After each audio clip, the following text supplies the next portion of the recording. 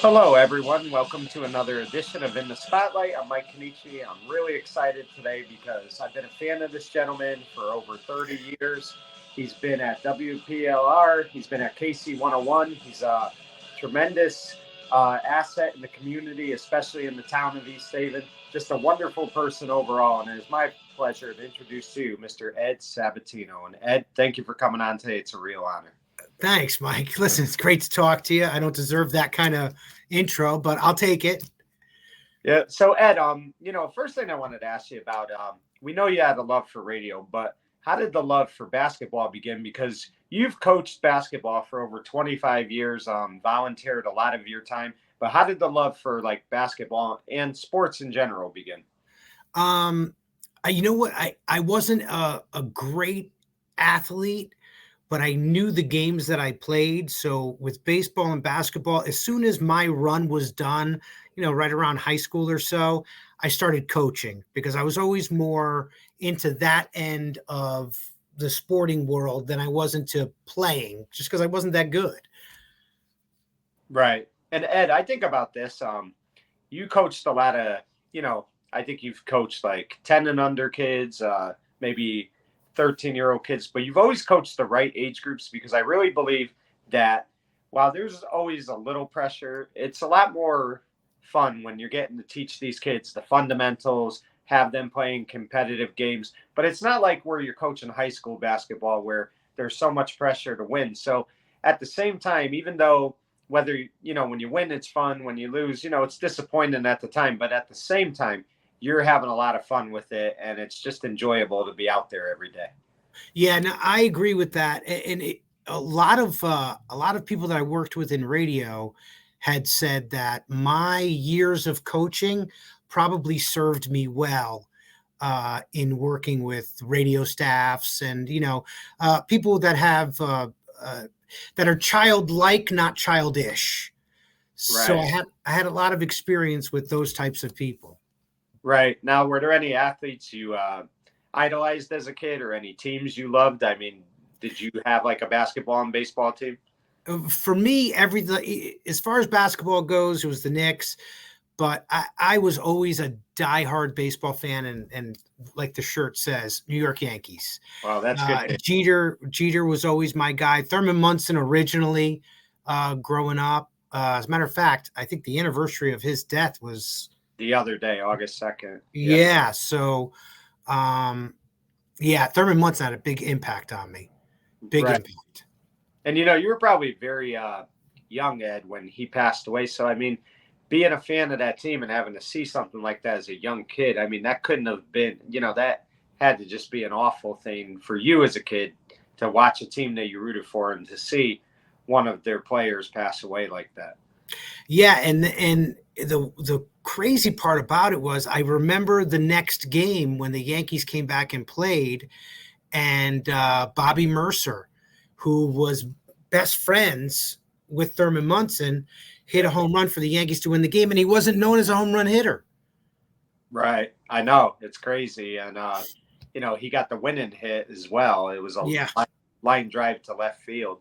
I believe it was against Baltimore. It's just crazy because Billy Martin had told him he could have the day off, but he felt like he needed to play. So I give him a lot of credit. I give all those guys a tremendous amount of credit. Absolutely. Right. So, Ed, let me ask you, like, as a basketball coach, I mean, you said it served you well in your radio career, but what were, like, some of the things, what did you like to stress to those young athletes more than anything else when you were teaching them the game of basketball? What was important for you to get your point across to them? They were a lot of young kids, so it was always have fun first, win the game second, but do things properly, have a plan going in, follow the plan, listen, acknowledge, teaching them how to acknowledge that they're listening and they understand what you just said, because that's a big problem in sports, especially when you're dealing with kids. You explain a whole bunch of stuff to them, and then all of a sudden, when the execution happens, it all falls apart. And then when you talk to them, you find out they didn't understand what you were saying in the first place and didn't have the communication skills to explain that to you. Right. So that was a big lesson for me. as a coach and then into my career, make sure everybody's on the same page. Make sure we all understand the same things. Right. And that's very important as well, because otherwise you're going to lose the kids early. I mean, it's very important to, practice what you're preaching to them. So, I mean, that's probably the thing about coaching that's most important is, doing everything as a team and doing it the way that you put it out there for them. Well, and know your players, know the people on your team. That's really one of the most important things. I'll never forget. I was coaching this team, and this is really the only time in my coaching life, because I coached younger kids, that I ever said, "Hey, listen, we have a chance to win it all. It's up to you guys. Do you want to work hard or do you not want to work hard? We can go out there and have fun every single game, or we could really work hard, and we could probably." It was a little league baseball tournament. It wasn't the age that you see on TV, the kids that play in Pennsylvania. It was local. Yeah. So I knew that we had a good team. I knew that we could win. They were 10 to 12-year-olds. After the first practice, I said to them, "You guys make a decision on what you want to do. If you want to work hard and practice hard." I was doing radio at the time to where I could leave work at 11 o'clock in the morning and we could practice till 6 o'clock at night. And I said, "I'm willing to do that. You guys bring lunch with you, and I'll pick up ice cream late in the day, and then everybody goes home at 6. But we'll practice 7 hours a day before these tournaments start." And I said, "You guys make the decision on what you want to do." So I walked out of the dugout and I grabbed the parents and I let the parents know what I just talked to their kids about. And we all kind of had an ear to the dugout to see what the kids were talking about. That was important to me because that let me know what my guys were like. And I heard one kid say, "I don't want to lose my whole summer to baseball." And I was like, "Oh, this may be going one way. We may be just having some fun out here." Then I heard a bunch of other kids say, "No, I want to win this." So that one kid actually left the team and made room for somebody else. And the funny thing is, I'm not going to name the person because people will know him. He still talks to me this day about it. And all the kids that were on that team, we ended up winning the championship. Yeah. All those kids that I see now who have kids of their own, they've been married for years. It's incredible. It's one of my favorite parts of going out to either radio station promotions or town events is running into those kids that I coached and having them say, "That was the best summer of my life." Like, so you're talking about somebody who is, in their 30s now, approaching 40, telling me that that was the best summer of their life. Makes me feel great. And that's really what it's all about. And it was one of the best summers of my life. Right. And, Ed, winning the championship, I mean, listen, it's always fun when you win a championship. You get to celebrate and you get to be that kid that always dreams of celebrating a World Series. But for you as a coach, I think more than anything else, while it was awesome to win that championship, being able to win with kids you worked with all summer, that was the most rewarding thing about it, is that you have that peace with them forever, that you're always tied with them forever. And it's like you said, when you see them in their 30s and they say it was the best summer of their life, that's the championship more than anything else. Mike, you bring up a great point, because it happened to me recently where I was actually at our town green at a concert. And I had somebody walk up to me and say, "Coach, I want you to meet my family because I've been telling them about you for years now. We just haven't run into each other." So to me, it was a shock. Like, wow, this is incredible. Go over, start talking to him, his wife, and then his kids. And his kids were like, "So was Dad actually a really good baseball player? Because he says he was really good. But if you coached him, was he good? Was he not good?" And like, no, your dad was a good ball player. He was my shortstop. So it was it was an interesting time, and it's funny now to look back on it. Right, exactly. So Ed, I know you have a lot of ties to the East Haven community, but were you an East Haven high school graduate, or did you go somewhere else when you were in high school? I went to Notre Dame for a few years. They weren't exactly thrilled with me by my junior year. So I finished high school in East Haven. And really, it was the best thing that could have happened for me because, they say the butterfly effect, every little thing affects everything else. Right. And me leaving Notre Dame and going to East Haven opened me up to radio, got me in radio. To be Right. perfectly honest, I started playing in bands and we went into the studio and recorded. And from that point on, it was radio. Yeah, and the funny thing is too, Ed, is you were in a band, I believe, as a young kid called White Silence, and you were the drummer. Where did you get that? You got to research Ed, but you were the drummer, and what people don't know about you is, as a 14 or 15-year-old boy, you were mowing a lot of lawns to pay for the studio time so you could record an album, and that's pretty impressive in itself because how does a 14-year-old kid have enough sense to know to do that so they could record an album for their band? That's pretty impressive. Oh, Mike, you got me. So I'll tell you what it was. It really, it's not as smart as you just made it sound. Here's what happened. I was watching those boy bands start to make it. And I thought, well, if these boy bands are making it and they're playing all this poppy stuff, if a rock band came out with a bunch of young guys in it, not that we were great looking, but with a bunch of young guys, there's an audience and it's female. And I'm a teenage boy with hormones. I mean, this is the greatest plan ever. But yeah, that's kind of what it was. That's funny, man, that you got that. But yeah, I was cutting grass for Maaco and a bunch of other small businesses and stuff like that. And that's how it happened.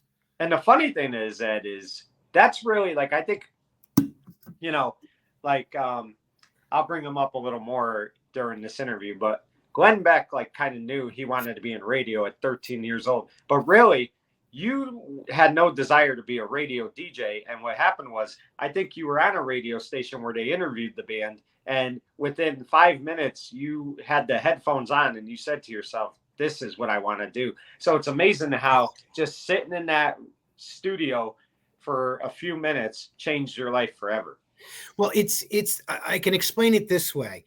If you ever see people who write stuff on Facebook or other social media, and you could tell that they're looking for a reaction, they're writing something so they get some kind of feedback, that triggers a dopamine sensor in your brain that makes you feel really good when you get a reaction.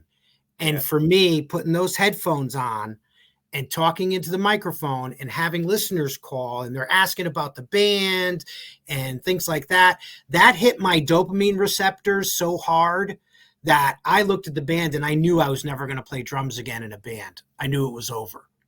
Right. But it's funny, like the old saying is, sometimes goodbyes are a second chance, because now you decide, okay, music's done.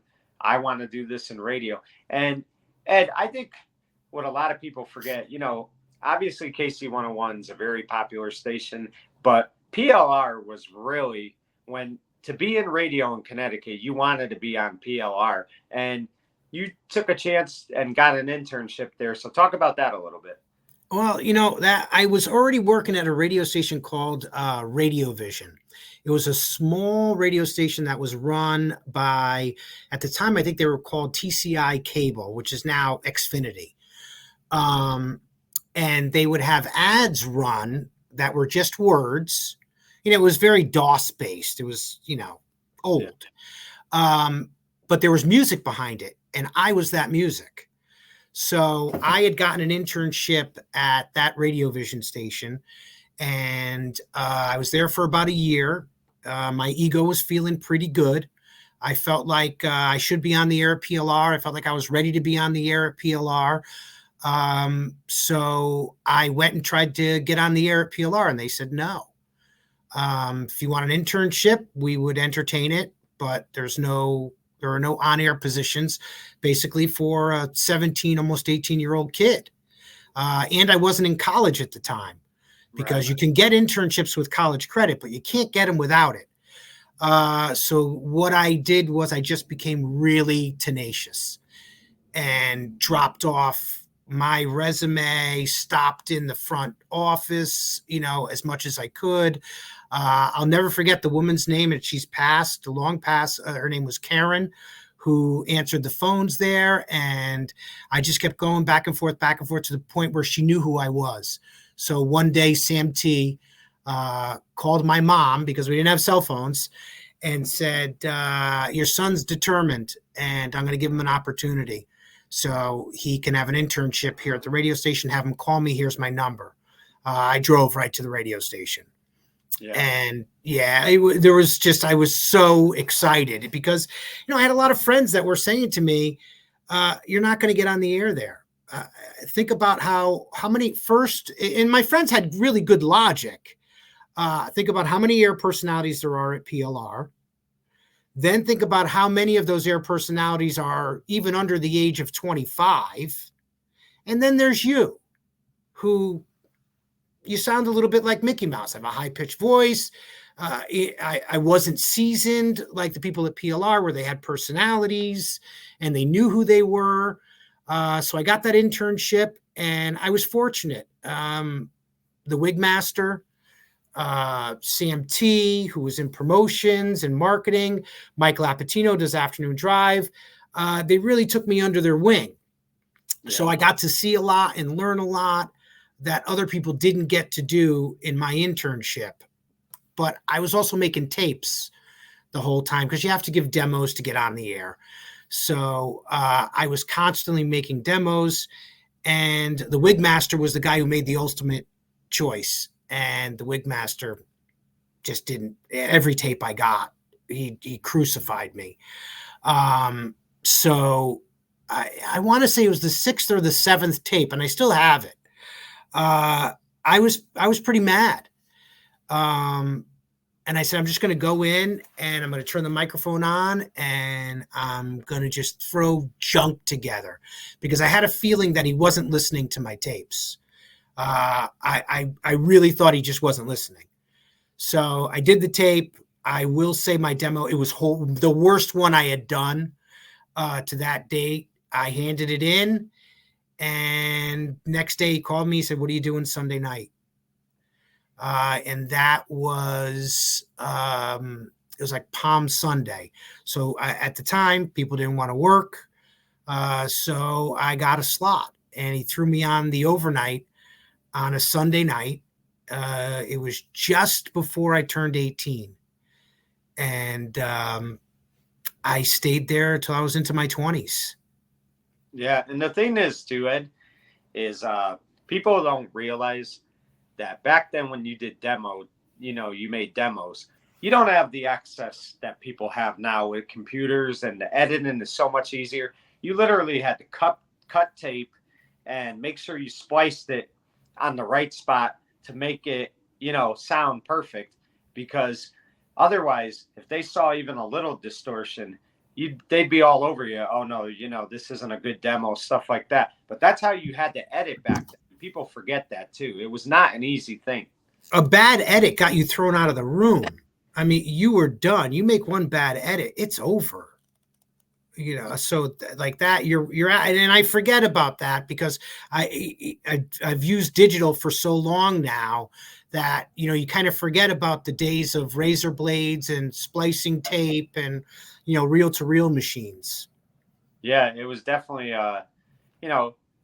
that's why I really, and it's no knock at anybody in today's radio, but you really have to admire the people that did radio pre-internet years, because basically they had to be, not just on-air people, they had to be, in a lot of ways, engineers, mechanics, things like that, because you have to be good, when you're doing that stuff, or else it's just not going to sound right. Well, originally, to get a license to be on the air, I mean, you had to take an exam. It was the real deal. You didn't just fill out a piece of paper and get a radio license. You had to study for it.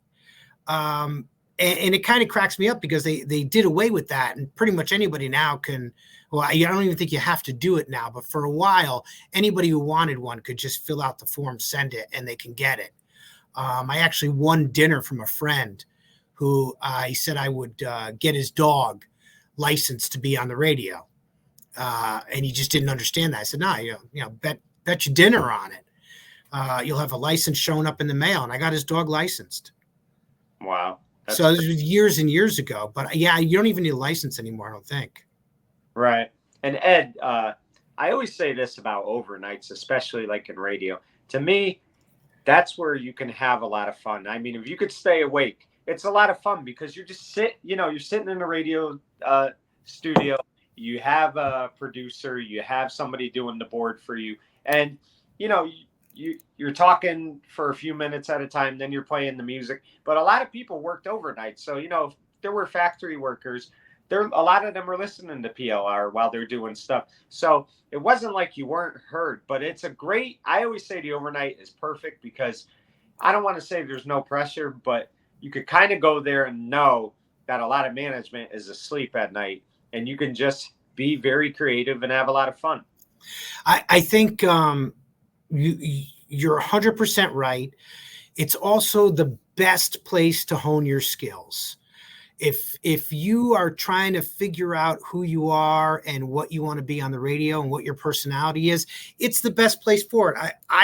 When I started out on overnights, I was Eddie Sab, and then they had me change to Ed Sabatino and use my full name.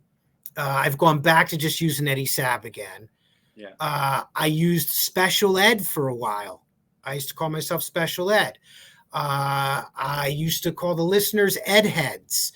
Like, even though it was like stupid and kitschy and all this other stuff, I had an opportunity to experiment where you don't get that opportunity, during lighted hours when the program director's around and things like that. I mean, you look at Chaz and AJ on PLR.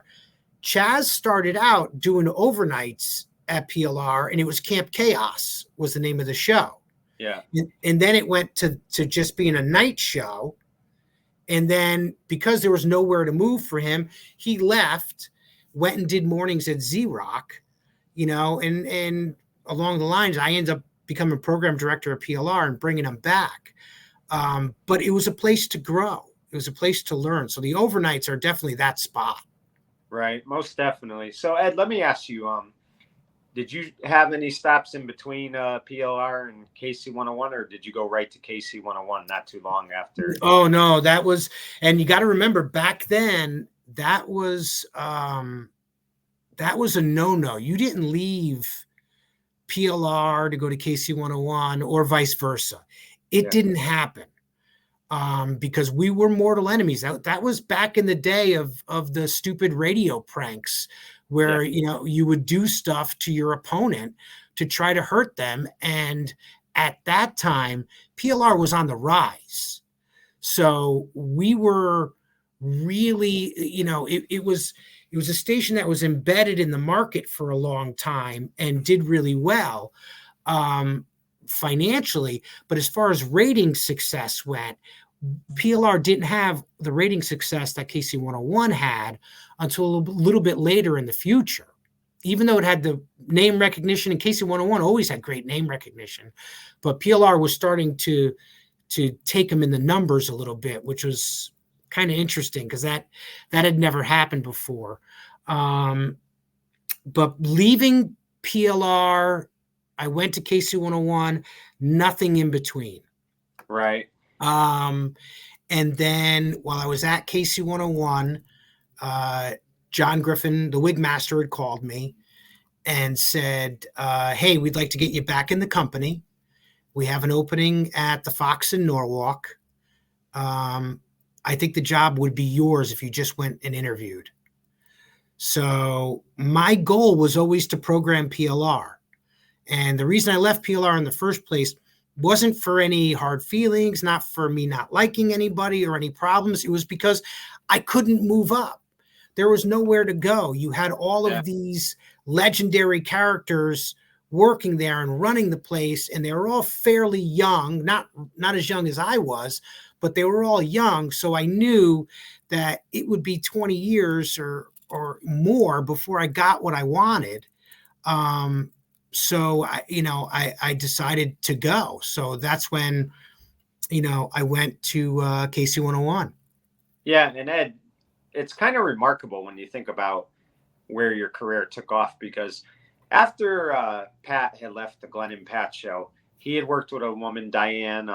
Her last name escapes me, but they did Glenn and Diane. It really didn't work out well. And then little by little, they started putting you and a woman by the name of Joy. Again, I forget her last name, but You have it backwards. It's oh, backwards. okay. So it was Joy first. And Yeah. then, So first that was, I'm going to tell you, that was a hell of an experiment by Glenn because he saw what was going on with Friends and that NBC lineup of, the big ensemble cast, like they used to do back in the old days with the morning zoos, which they had started to get away from. And it was, you had Glenn and Pat, then Pat leaves to go back to Utah.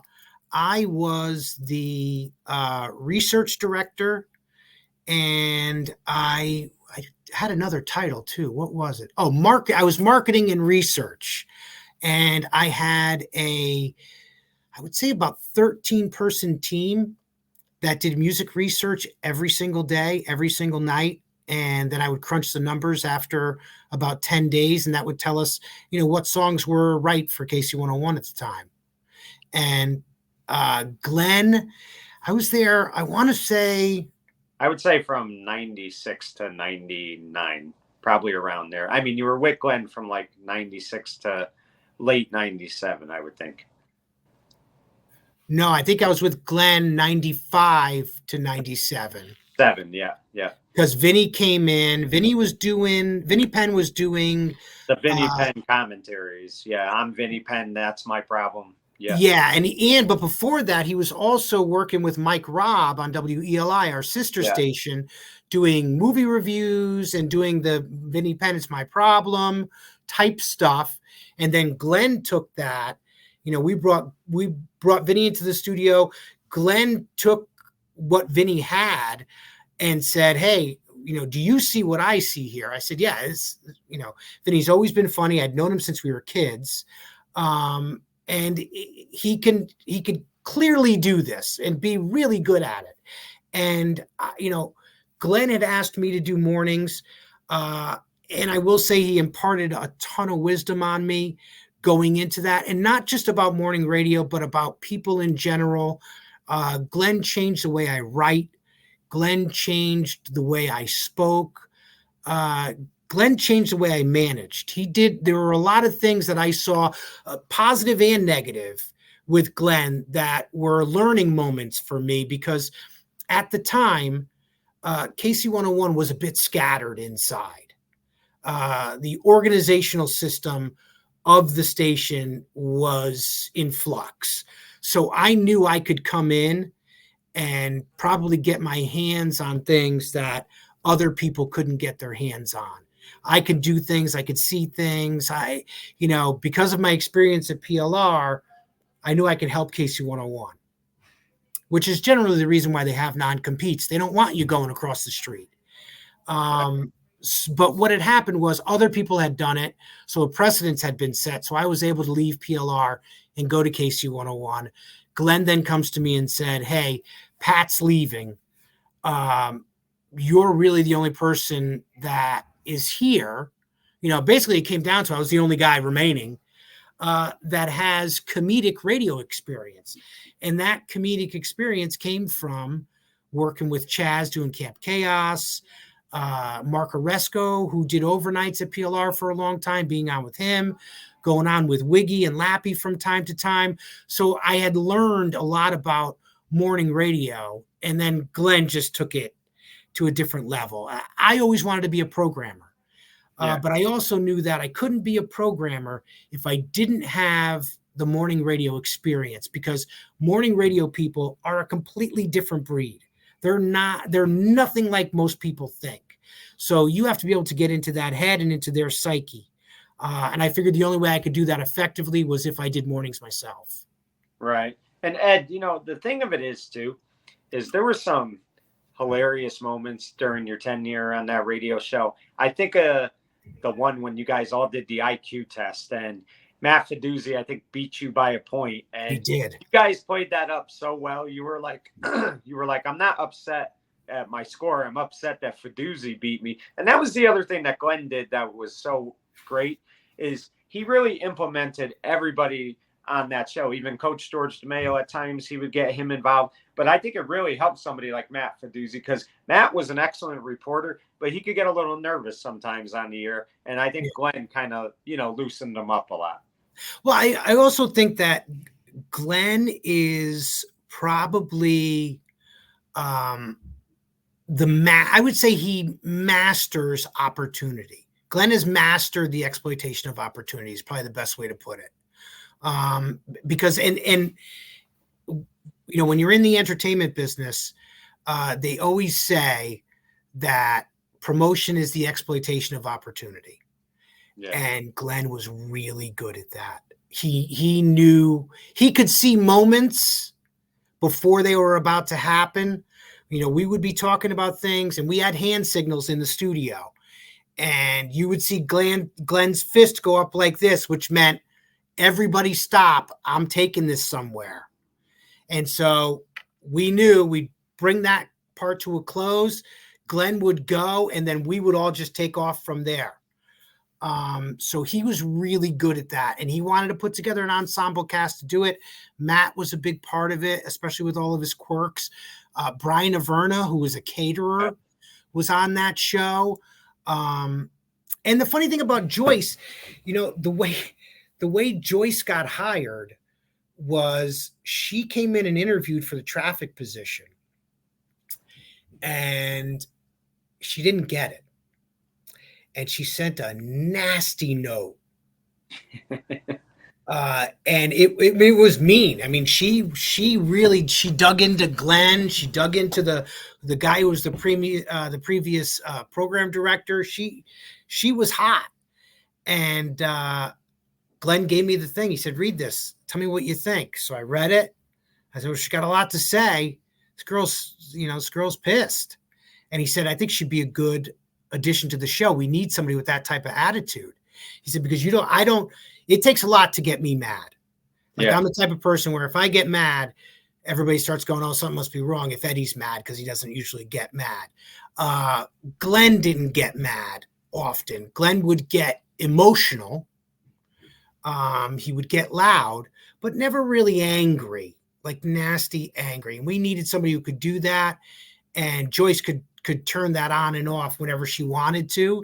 So we brought her on to do traffic. In the end, she ended up getting the job she wanted. Yeah, and the funny thing is you three were so good together.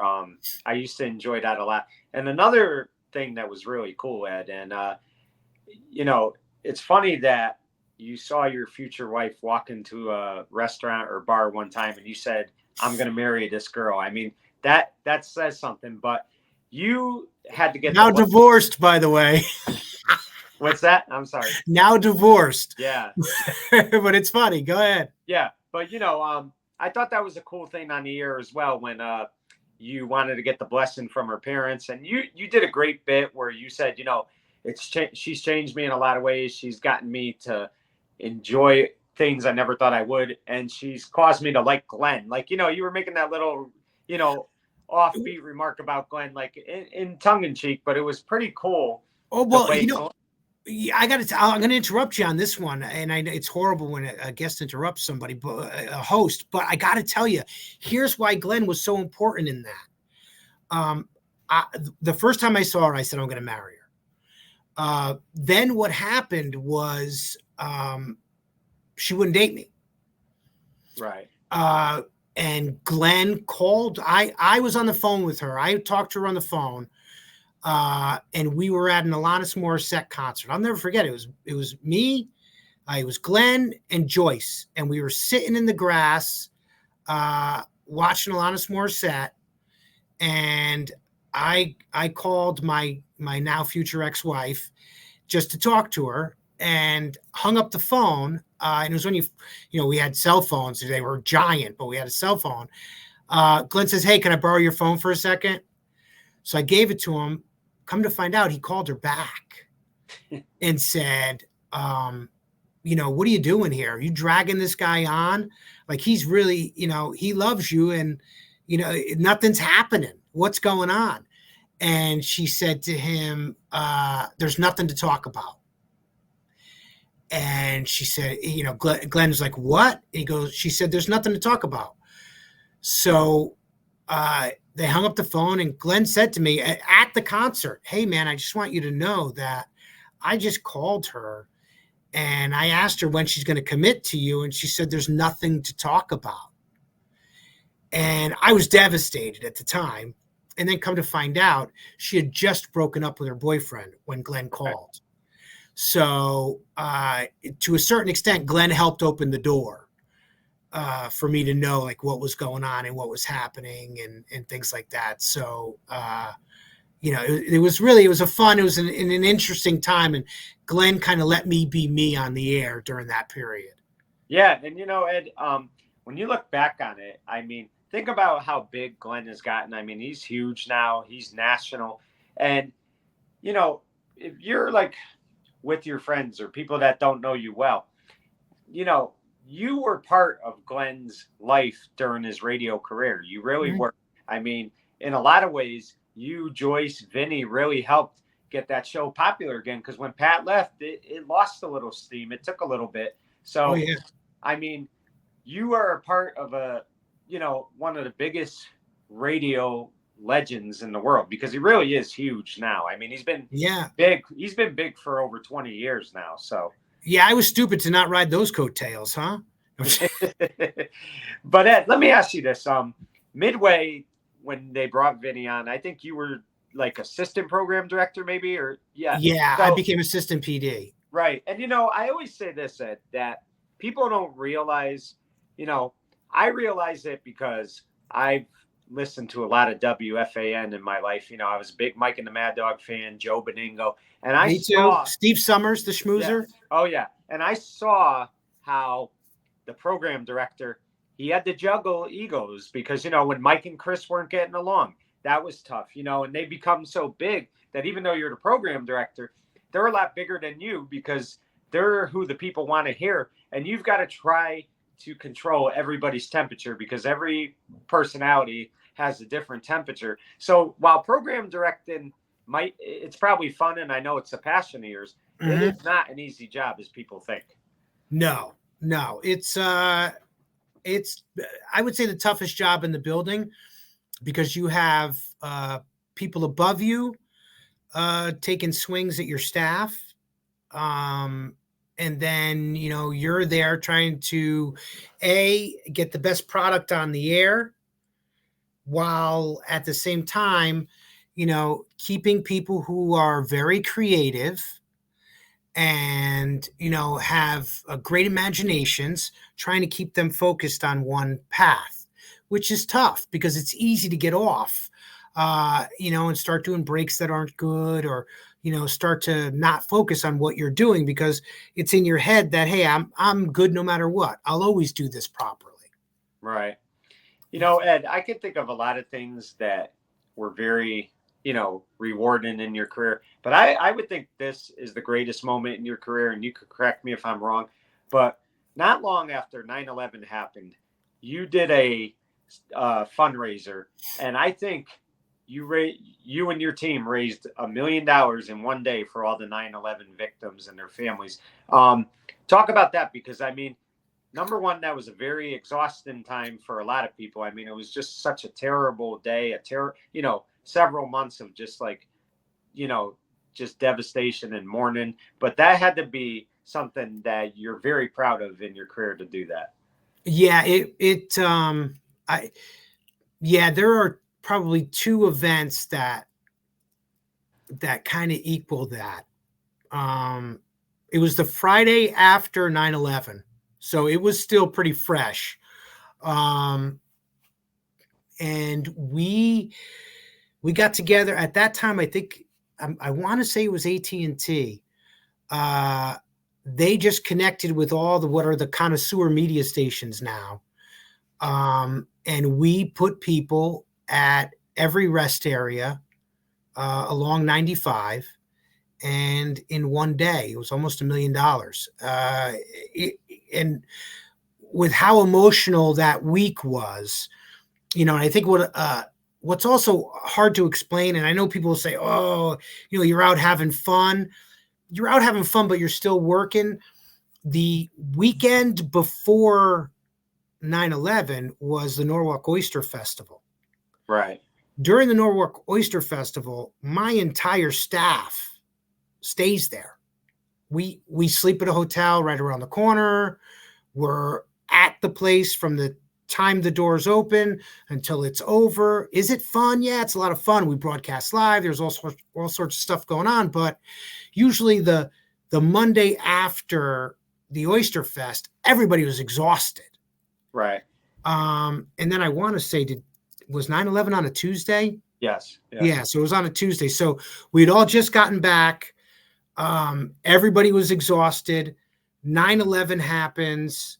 And then by Friday, we were, standing out there collecting money, trying to help families and see what we could do. So it was a hell of an experience, and definitely something I'll never forget. Yeah, and that's the thing about radio too, Ed, is people don't realize that even though you don't see the host a lot, you just hear them. I mean, they're out and about all the time. They're always, doing fundraisers. They're always lending a hand. I think of Casey 101 with Stuff a Bus and, all those great things that they do. So, I mean, the impact that radio has on a lot of, and, I look at it this way too. For the people with all the uncertainty after 9/11 and, what people like all of us were experiencing, wondering, what this world's going to be like from now on, radio is really an escape for so many people because you just want to be able to, get away from life's, stressful distractions and just try to laugh once in a while. And for me, as a programmer, it never worked that way. And I honestly have never considered myself to be that good on the air. I'm okay on the air. I could get my point across on the air. Am I as talented as a lot of the other guys that I came up with? No, nor do I expect myself to be. That's why I was a programmer and not an on-air jock the whole time, because I knew where my strength lied. I could always hear in my head the way I wanted my station to sound. So just like an artist would take a canvas, and lay their art down on it, to me, my canvas were always the speakers. So whatever came out of the speakers, that was my art. And now I can't remember what the original question was. Well, I was just saying that what radio does for a lot of people, like I said. Okay. Yeah. It gives you an escape. So I'll tell you about the escape for me. When I walk into that studio and the door closes, it makes a certain sound. I can't explain it, but whenever I hear that sound, when I walk into the studio and I close that door and it thuds closed, it's just me and the microphone and the audience, and I don't think about anything else. I'm not thinking about stuff going on at home. I'm not thinking about life. I'm just thinking about what I'm doing. And that's really it. And the only other place I ever felt that was when I was coaching. Yeah. When I'd be out on the field coaching, I wasn't thinking about anything else. Right. And Ed, let me ask you this. You talked about PLR being your dream job, and then you get the next dream job. You get to be the program director. I mean, it has to come full circle for you, because to be able to have that on your resume, because like I said, PLR is such a popular station, and you're the guy in charge of putting all the programs together. And it's not just about the Monday through Friday either, Ed. You've got to fill those weekend spots in. I mean, you're not going to have the same on-air talent Monday through Friday on the weekend. So you've got to figure out, who am I going to have from 6 to 10? Who am I going to have from 10 to maybe 1 or 10 to 2? So you've got to figure out how to play it just right. And I mean, while that could be challenging, I'm sure it's a lot of fun as well, because you're getting to really put a great program together. Yeah, that was always fun. And in the part-time thing, I always wanted my part-time bench to be strong enough to jump in at a moment's notice. Like anybody who was on the air part-time for me, I felt like I shouldn't be afraid to put them on during the day, during the week if I had to. So when I was programming at PLR, a lot of my part timers were either former full timers or guys that were about to be full timers. That it was coming for them. They had talent. Right. And Ed, I mean, let me ask you. I know it's hard to just pick, three or four, but who are some of the guys that, and women as well, that you just loved having on your program for all those years, or that were on PLR, KC 101 that you really enjoyed working with over the years? Um, Tony Bristol, I would say, is up in the top 3 or 4. Glenn, Yeah. for a multitude of reasons. Um, Vinny, certainly, because we related to each other really well. And generally, when somebody's leaving a morning show and somebody's coming into a morning show, there's usually a little friction.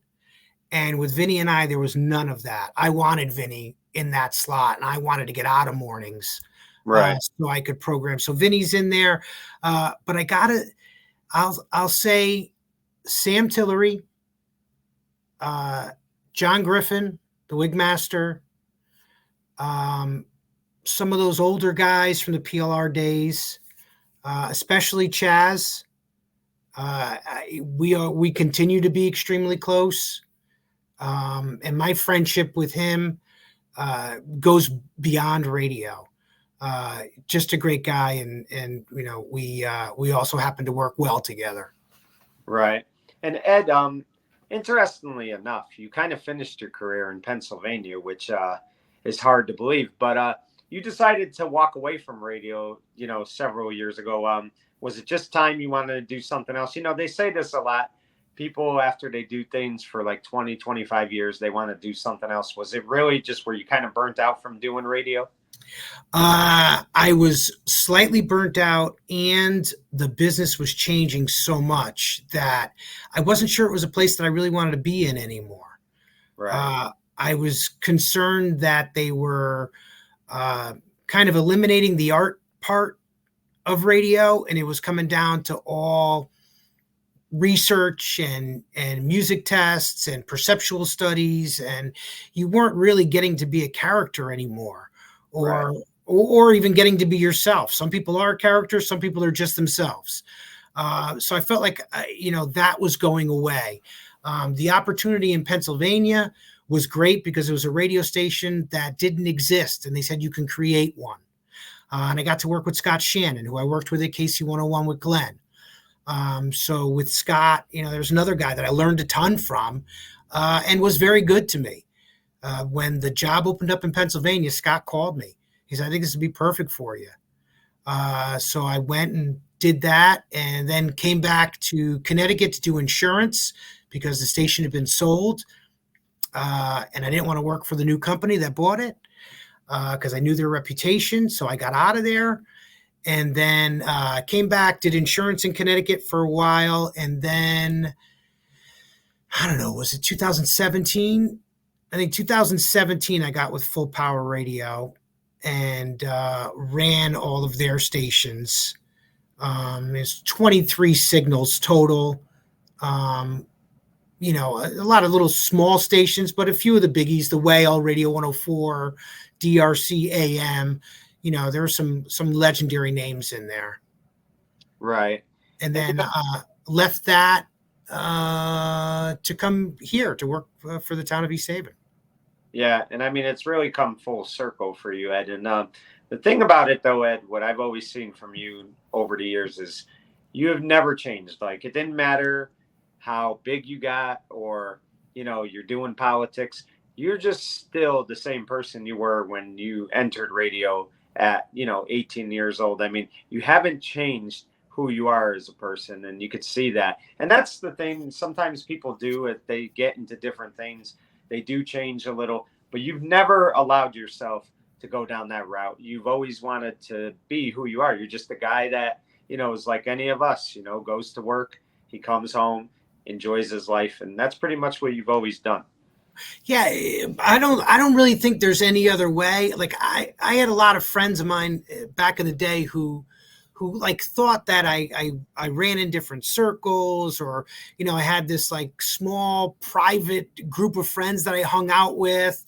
They didn't understand, they didn't understand that. Yeah, it was just I'm hanging out just like everybody else. The only difference is my radio job keeps me busy almost 24 hours a day, especially when I started.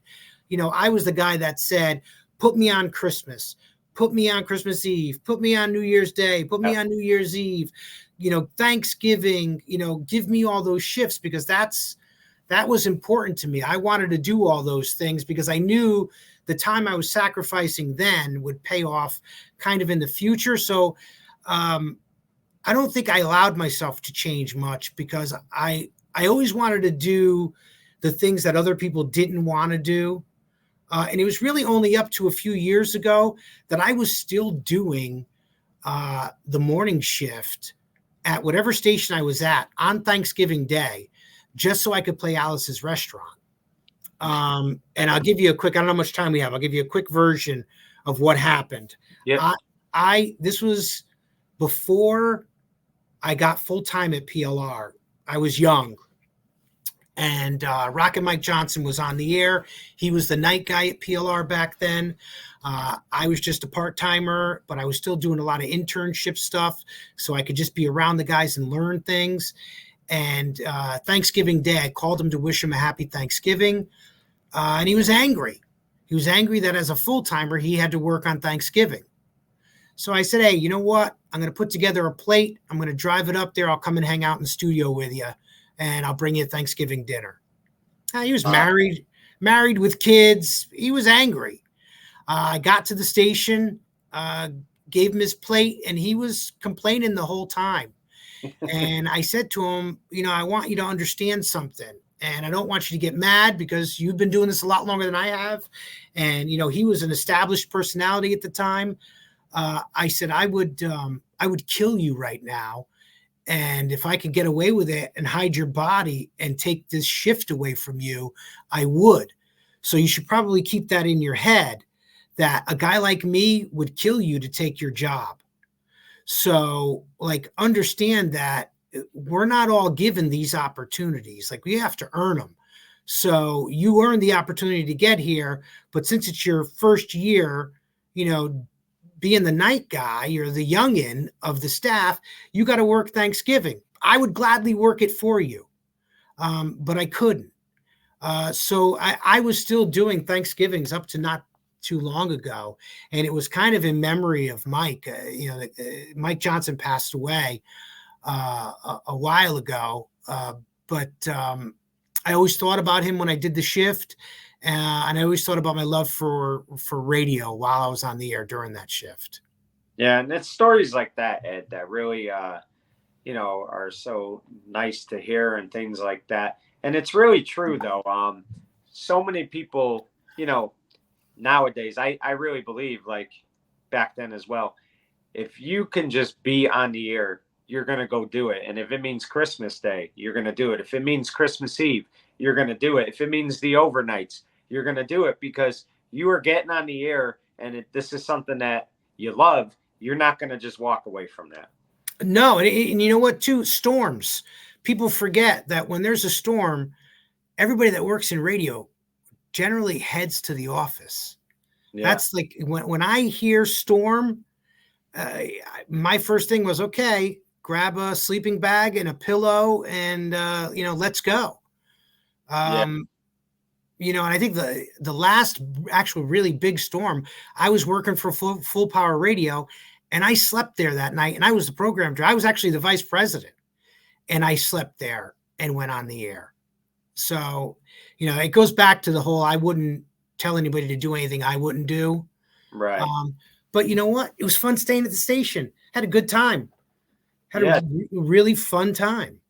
Right. And, Ed, I always was curious. I asked Matt, I'll ask you this. One of the things they would tell us when I was at Connecticut School of Broadcasting, they would say, when you're away from radio and you're not working, don't even listen to the radio. Take a break from it. But when you would leave work or you would have your weekends off, whatever it was, would you listen to PLR? Would you listen to KC 101 when you were working there, or would you just turn something else on? I knew everything they did. I knew when their commercials ran. I knew what advertisers they had on. I would know basically, I would learn what's called their clock. So I would know what, if you work in radio and you went to Connecticut School of Broadcasting, so you know what a clock is and you have to follow it, and you have to time your hour out musically and your commercials and your breaks and all that.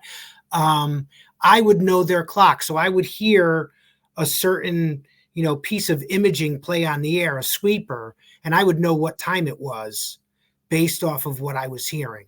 So I was listening to the radio station all the time. A lot of people would joke when they got in my car because the knobs back then on my radio were all worn off. And it was just from me constantly, flickering with it. Right.